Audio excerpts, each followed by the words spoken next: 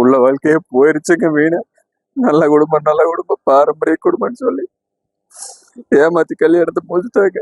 But அதை குடும்பம் பண்ணி பிள்ளை சின்ன வினம் பண்ணி போட்டாங்க. போய் கல்யாணம் முடிச்சு 5 நாள்லயே வீட்டுக்கு தட்டி விட்டாங்க.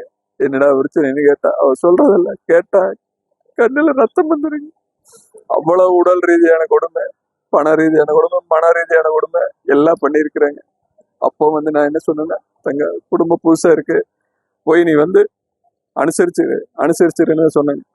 10 நாள் கழிஞ்சு வந்தாங்க. வந்துட்டு நடந்தெல்லாம் நடந்து வச்சுங்க, நான் இனிமேல் இந்த பிரச்சனை வராம பாத்துக்கிறேன் அப்படின்னு உள்ள வந்து நின்னா.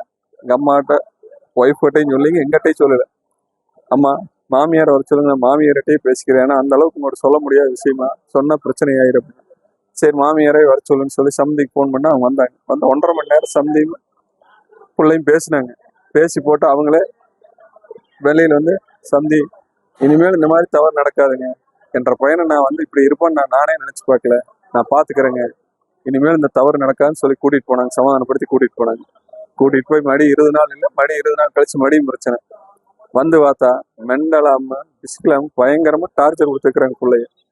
அவ அப்பயே மனசு உடஞ்சு மடி அப்பாவை கூப்பிட்டு எங்கிட்ட வந்தா. நான் வந்துட்டு என்ன ஏந்தாங்க ஊரா நல்ல குடும்பங்கிறாங்க, பையன் ஒழுக்கமான வைய, தண்ணி தவிடு ஓடாத வைய, நீ இதை அனுசரிச்சிருக்கணும் ஜாமி, குடும்பம்னு இப்படித்தான் இருக்கு அப்படின்னு சொல்ற. அப்பதான் புள்ள சொல்றா, அப்பா அவங்க உங்ககிட்ட ஒரு மாதிரி நடிக்கிறாங்க, எங்கிட்ட ஒரு மாதிரி பிகேவ் பண்றாங்க, வெளியே ரிலேஷன் கிட்ட ஒரு மாதிரி பிகேவ் பண்றாங்க, வீட்டுக்குள்ள போனா கேட்ட பூட்டி வச்சுக்கிறாங்க, காம்பவுண்ட் பூட்டி வச்சுக்கிறாங்க, வெளியில திறந்து விடுறது இல்லை. ஏன்னு கேட்டா உன்ற சேஃப்டிக்கு தாங்கிறாங்க. என்ன அப்படியுமே சேஃப்டி, பகல்ல வந்து என்ன தூக்கிட்டு போயிடணும், வீட்டுக்கு அதை திறந்து சமையல் போய் இதை பண்ணக்கூடாது, அதை பண்ணக்கூடாது, இதையும் தொடக்கூடாது, பூஜை ரூம்ல போய் தெய்வம் போடக்கூடாது, வீடு 4.5 கோடி ரூபா ஓட்டு கட்டிக்கிறார் அப்படின்னு சொல்லி, அதாவது என்னென்னதான் மென்டல் டார்ச்சர் கொடுக்கணும் அத்தனை டார்ச்சர் கொடுத்துக்கிறேன். எல்லாம் கொடுத்து போட்டு நகையெல்லாம் என்ன கம்மியத்தை போட்டு வந்துக்கிறேன். ஒப்பா அவ்வளோ 500 ரூபான்னு போடுற, 300 ரூபான்னு போடுறனாரு. நகையெல்லாம் என்னாச்சு? நகையெல்லாம் கொண்டு வந்து எங்கிட்ட காமிக்கணும்ல, நகை என்னாச்சு, அது என்னாச்சு, இப்படியே டார்ச்சர். பையனுக்கு வந்து தொழில் இல்லை, அங்கெல்லாம் வந்து 100 கோடி ரூபா போட்டு பையனுக்கு தொழில் செஞ்சு கொடுத்துக்கிறாங்க பிள்ளை வீட்டுல இருந்து. நீங்க என்ன பண்ணிக்கிறீங்க? இப்படி எல்லாம் பேசணும்னா புள்ள வந்து எங்கிட்ட சொன்னான்.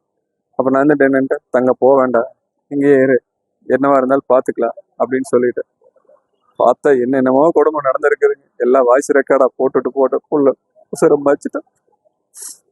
என்ன சொல்றது தெரியல, அத்தனை அட்டுவலையும் பண்ணிக்கிறாங்க. என் பிள்ளைக்கு நடந்த மாதிரி நீ யாருக்கு இந்த மாதிரி வருத்தம் நடந்துடக்கூடாது. அது நீங்க என்ன பண்ணுவீங்கன்னு எனக்கு தெரியல. நீதி கிடைக்கும்.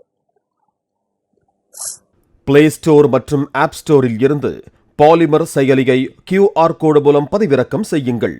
செய்திகளை உடனுக்குடன் பெறுங்கள்.